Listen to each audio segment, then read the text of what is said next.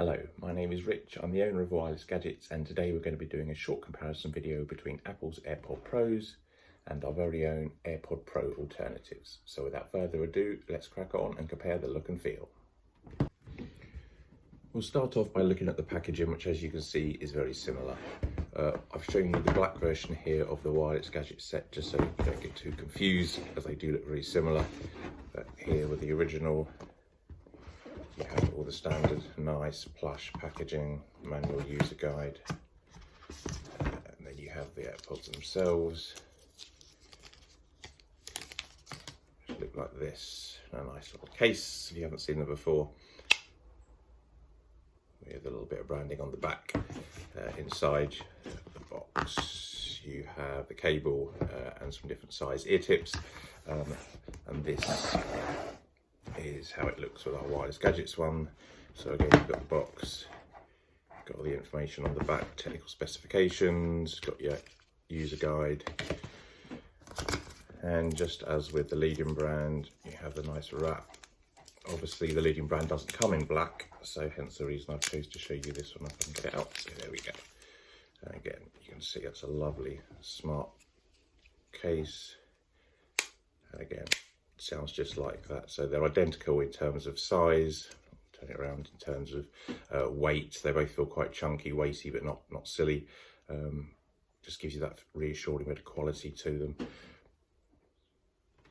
And if we look inside the box itself, take out that, you'll see that there's a standard charging cable included, and then also a little box for the different size ear tips. So unlike the standard AirPods, you get a choice of 3, which just clip into the end of the Pros. And again, that's exactly the same for both versions. Pairing of the AirPods Pro couldn't be simpler. Even with an old phone like this, all you need to do is open up the case nearby, and as long as the phone's got Bluetooth on it, there you go, you can see that's popped up there. Press the connect button and then hold the button on the back like so, and then you should see after a few seconds, there we go, paired. That's it, done. And that's exactly the same for our alternative ones as well as that of the leading brand. You also get some nice little helpful screens here, and some nice animations which tell you how to use it, how to use Siri, the different tips available, and obviously there you can see the battery percentage left of each individual pod.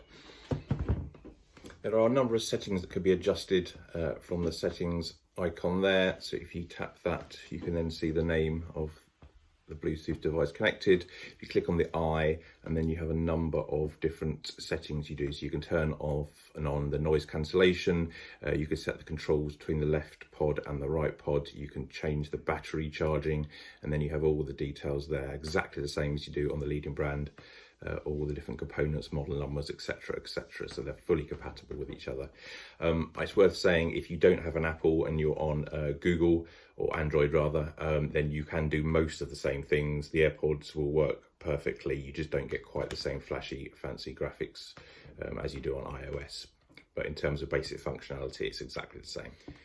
It's worth noting that both of these different versions are compatible with pretty much all Bluetooth devices. Anything within the last 10 years or so will pair no trouble. So whether that be an iPad, tablet, watch, laptop, phone, whatever it might be, as long as it's got Bluetooth, then there's no issue with either of these connecting. Unfortunately, it is quite hard to show and demonstrate the actual sound quality of these over a video.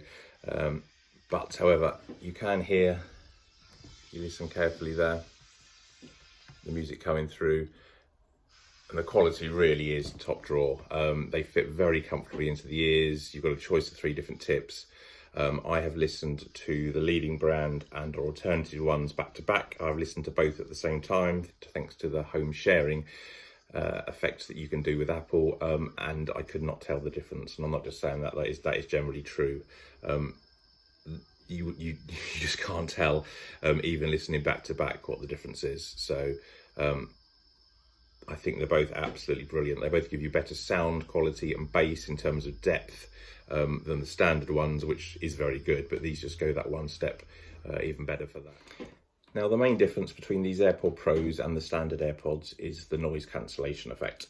I've spent quite a lot of time testing these with the leading brand and with their own alternatives, and they are finally identical in terms of what they do. So with noise cancellation turned on, it blocks out a lot of the outside external noises to allow you to actually focus on the music you're listening to. There's a transparency mode which actually allows background noises to filter through, which is probably safer in a lot of circumstances if you're on a bike or whatever it might be. Or you can just have them playing normally, in which case you use less battery life because you haven't got the active noise cancellation or the transparency modes on. Having tested both fully, they are pretty much identical again. They really do make a difference, and you will hear that as soon as you put them on and turn on the various effects. The controls can be changed on the iOS as stated earlier, but the basics are this squeeze control here on the stalk. Hopefully you can see that there's a little pad there, and you do a light squeeze to stop and start, or to double light squeeze to go to the next track, or if you do a long hold squeeze on this little bit here, that gives you the active noise cancellation and turns that on and off. They are a little bit fiddly to start with. Once you get the hang of it, they're really cool. I think it's only fair to point out that the leading brand does have a better battery life than our alternative versions. These will typically last for at least 2-3 hours, depending on the device, which does make quite a bit of difference. Typically you will get 4 to 5 hours out of these, which is absolutely amazing. However, I think 2 to 3 hours is pretty good, not bad, and as soon as you pop them back in the case, they will start charging again. You will typically get about 3 to 4 full charges out of a case before you need to plug the case in to charge up. So that is pretty good, and they do, just like the leading brands, have a fast charge feature whereby within the first sort of 15-20 minutes of popping them in, they will get sort of 70-80% of the way up already. So as long as you can pop them in the case every now and again, they will last you for a good few days probably. If you want to see how much battery life is left, you simply open up the case near the phone with them in, and then it gives you an updated. If you take a pod out, you can see individual different charging rates. Typically one pod will be slightly different from the other, and again that applies to both the leading brand and ours. They do the same. They're pretty accurate, but they're not 100% accurate. Here I've switched back to the white version so you can see just how similar the two are side by side. This brings us on to the final thing I would like to compare, which is price. Now, Apple has set a retail price of these AirPods Pros at £250, which I do think is a lot of money. They are good, but that is a lot of cash. And it's hard to get discounts on Apple, as you probably know, so you might get a little discount somewhere, but you're still looking at over £200 to get these. Our alternative wireless gadgets ones, although they retail at £150, we've currently got them on sale for under £100. So you're looking at half the price for these as you do for these. So to summarise, there really is very little to choose between the two brands. The two main differences are, one, the leading brand has a slightly better battery life. You will get 4 hours out of those typically, whereas our own brand is 2 to 3 hours. Other than that, the only other difference is the packaging. Whether you want to pay double the price to have a piece of fruit on your box, well, that's really up to you. I hope you found this useful. Thanks very much for watching. Goodbye.